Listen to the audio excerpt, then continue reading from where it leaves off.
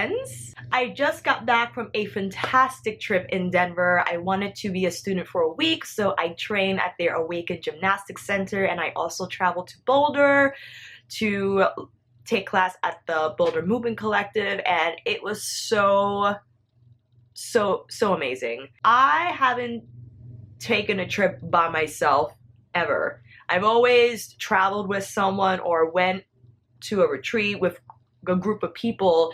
So this was the first time that I really was the one to create my agenda, plan everything, and I was like, oh.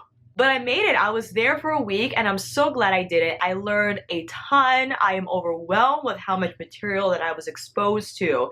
And I'm really looking forward to get back to teaching my classes and to really implement some of the stuff I learned on my trip. And as much as I wanted to record and upload more content, the internet wasn't great in where I was staying, and I knew it would have taken forever. So any videos that you see after this one that I don't mention my trip is just because I filmed them before and I hadn't gotten a chance to upload them. So getting a really fun smoky eye using the Dose of Color palette's Marvelous Mauves, and getting a bronze skin tutorial as well. But enough chatting for me. If you want to see how we got this springtime eye look using the new Jouer palette, then keep on watching.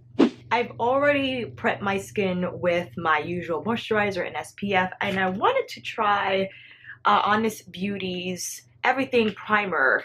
This is from Jessica Alba's line, and I saw it in Target when I was in Denver.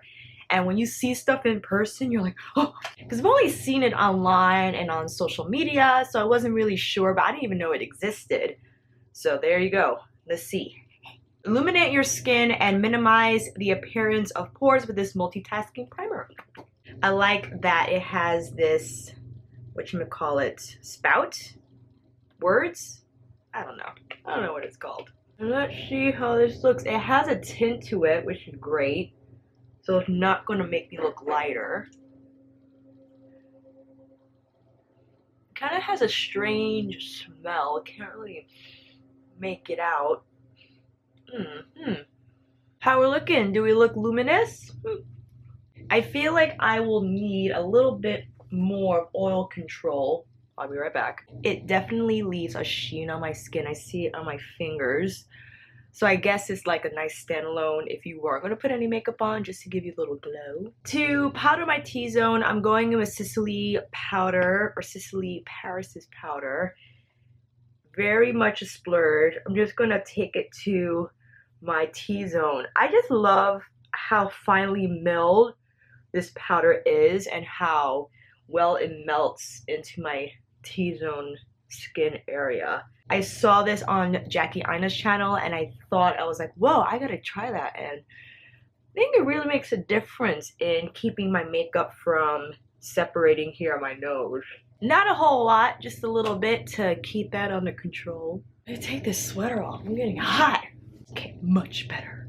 I can't find it now. I love the Wet n Wild foundation. It's like in another bag, so I'm just gonna use what's near to me. Bobbi Brown Skin Foundation in the shade Cool Honey. Not smart to put it on the beauty blender first, but I just like to dab and then buff. I'm really considering self-tanning this summer. I know it's a pain because you have to wait 6 to 8 hours of not sweating and then shower it off. And it's tough, you know, especially when it's really hot. Like, you just walking outside makes you sweat. It's like, ugh. But I'm really thinking about my skin health, and as much as I love a tan and love sitting out in the sun, for long periods of time is not great. And even though I don't burn, but I turn brown, it's still skin damage. So I'm really considering, guys, to self-tan face and body, because I want to, you know, keep this going. I like to mix in a little of Hourglass's Vanish Stick Foundation, and this is in the shade Honey, just to my cheek area. I have some pigmentation here that I want to cover up, and, you know, just get a little more coverage. Mix it up a little bit. And I also used my beauty blender to buff out. You could also use a brush, which is probably a better idea, but you know, here we are. For concealer, I am going in with Tarte Shape Tape. Let's see here. Uh-oh, did I pick up the wrong bag? In the shade medium, just to the under eye.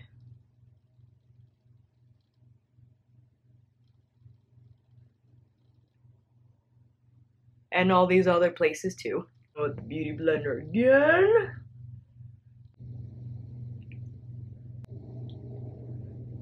And to powder, Laure Mercier's Setting Loose Powder to my under eye area. And I really make sure to put a lot on the side of my nose, because that's when the foundation breaks up, or where it breaks up the most. Like right there. Without fail, even though we had powdered well before applying our foundation, it's just for extra precautionary measures. Leaving a little extra here on my under eye area, just so that when we go in with our eyeshadow, that if any fallout occurs, we could brush it away. Before I powder the rest of my face, I want to go in with my Chanel Soleil Daytime bronzing base, and with a, let's see what I got here. With a Morphe E52 from their Elite 2 collection, I just go in, swirl it around, and just to add a little more bronzing effect to my cheekbone area. Put it on my jawline, down my neck, forehead, and now to set the rest with the bronzing base, back with Sisley's powder. This is in 4, shade number 4. And I just press that powder in to set the bronzing base. I'm going to use my Benefit Precisely My Brow pencil number 6 for brows. I'll be right back. Brows are on, and now off to our eyeshadow. I have no idea where my Urban Decay primer is, so we are going in with NARS's Radiant Creamy Concealer. This is in the shade Ginger, and you know what? It's gonna be fine. Gonna be fine. Taking some loose powder to set that concealer. Now I am so excited to finally dip into the new Jouer Spring Time in Paris, I think it's called. These colors are just calling my name, and is very much similar to the original packaging from their first eyeshadow palette, except it's golden pink. We got a mixture of your shimmers, your satins, and your mattes, so I think I'm going to go in with this color first to build up my transition. Using a Morphe Y... Oh, hey there. I really need to wash my brushes, because it's to the point where I think it's affecting the color of my lids. Like, I don't think this is truly what the eyeshadow should be coming up as. I feel like there's a little gray in there from somewhere. I don't know. There's a lot of kickback in these shadows, which, you know, goes along the territory of being pigmented. So just keep that in mind if you are thinking about purchasing this palette. I think I said Jouer is Jouer, I believe. I like to take my time in building up my crease, layering on that color so that it lasts all day. It doesn't look see-through. I could have went in with this shade Creme first to set my concealer. I could have used that or the loose powder as well. But I'm going to take that to my brow bone to set that concealer, which I should have done first, because now I should go back to my crease and just blend that out. And now with the color Mauve, taking that same Y17 brush and then just building up the outer V. You guys, my bathroom is a disaster. So messy, and I know I just need to go in there, sort through all my products, you know, the ones that are expired, and just organize my samples, stuff that's expired, still good, wash my brushes, And then I get overwhelmed and I just don't do it. But I really need to carve time out and tackle that because it's like I don't have any room in my bathroom and it's like unacceptable. It's something I should be doing. That's not a big deal. But maybe I'll do that today after this. Maybe. As I'm applying this shade, I'm doing so right under our first transition color, and I'm using circular motions to blend it out well so it does not look muddy. And I go in a little at a time, so I make sure I don't apply a huge amount of shadow at one time. If I want more color payoff, then I just carefully layer on as so. And then I like to go in with a fluffier blending brush. This is the Morphe Y16. Going back now on those two colors to blend out any harsh lines. Now I think I want to go into the deeper shade. This is Aubergine. With a slightly more tapered brush. I think I'm going to go in with Anastasia Beverly Hills A25. Right to the outer corner of my lid. And again, more under and on that second eyeshadow shade. And again, barely there pressure. You never want to apply so much pressure that the skin pulls. The skin stays and you glide your brush over, and that will ensure that the shadow blends well and it doesn't skip. And then once we're satisfied with that, back in with our fluffy brush to blend. Oh, there's so many colors I want to use. I don't know which one next. I think this purple is calling my name. So with Amethyst, I want to take that to the outer portion and inner portion of my lid. So with a flat shader brush, grabbing a Zoeva 232, using my Fix Plus. Ooh, that's pretty. Oh, I like that a lot.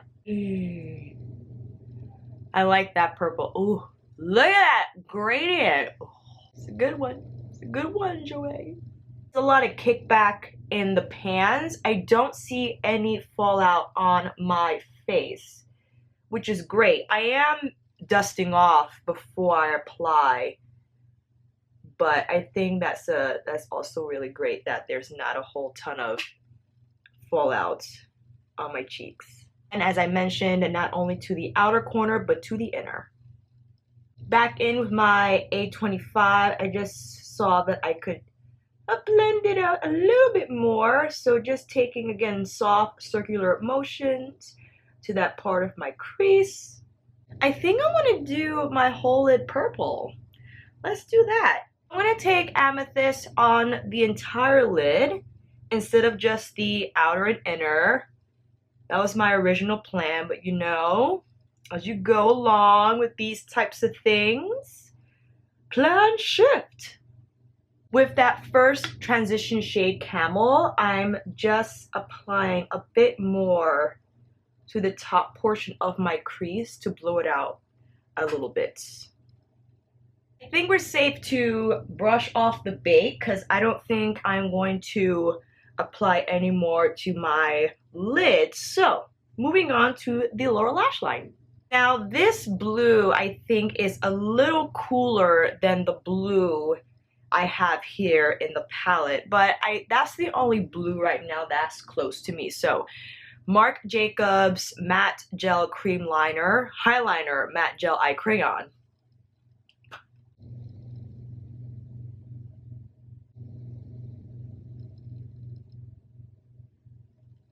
I think with the eyeshadow, I'll kind of adjust the shade a little bit. So with a pencil brush, I'm now going to shade, what am I saying? With a Morphe Y22 brush in the shade Midnight, I'm now going to smoke out. Oh, it's hard to talk. When I swatch it on my hand, it's not as blue as I would expect it to be.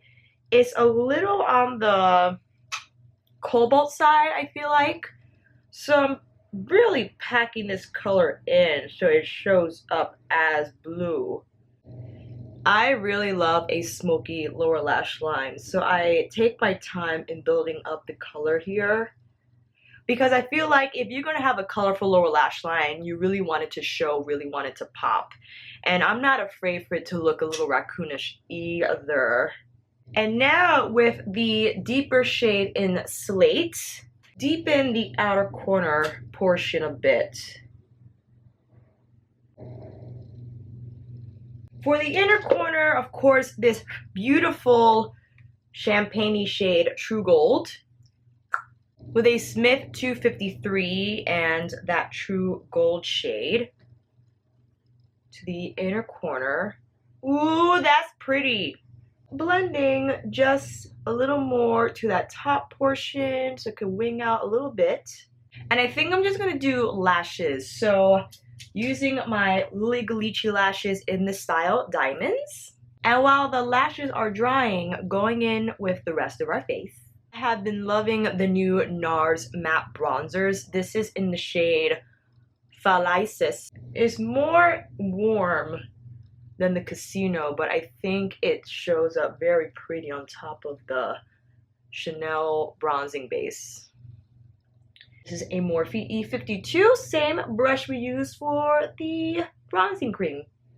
I think I'm gonna go without blush today. I like how this bronze effect is looking.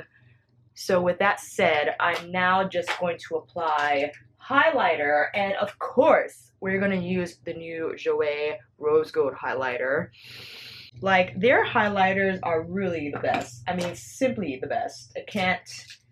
There are other great highlighters, so they are in my top 5, maybe top 3. Morphe Y14. I lied. Zoeva 129.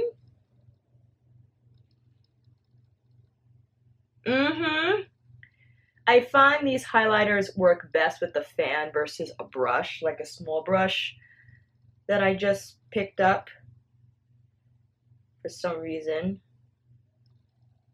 So pretty. Cheekbone area and just over the brow. Nose, keep its bow. So pretty. Maybe I'll just add a touch of blush. Maybe just Marc Jacobs' Air Blush in Kinks and Kisses. Very light with a Morphe E4. That's good. Just a little bit. And for the lips, of course, going in with Jouer's new lip cream and topper. Lip cream in rose gold. It has a nice metallic finish. Oh. And then with their lip topper in rose gold as well. Just to the center of my lip. This is so sparkly, I love it. And now one final spritz with you know what. And that's finished look. Thank you guys so much for watching, and thank you for joining me on this video. If you like this video, please give it a thumbs up and subscribe to my channel. And if there are any new spring palettes that you had your eyes on, are using, that you love, that you don't love so much, let me know down below. And especially for this palette, if you have it, if you're thinking about getting it, let's discuss down below. I really love the color arrangement on here. I love the pigmentation. I think the only color that I was iffy about was, of course, the blue shade, the midnight shade.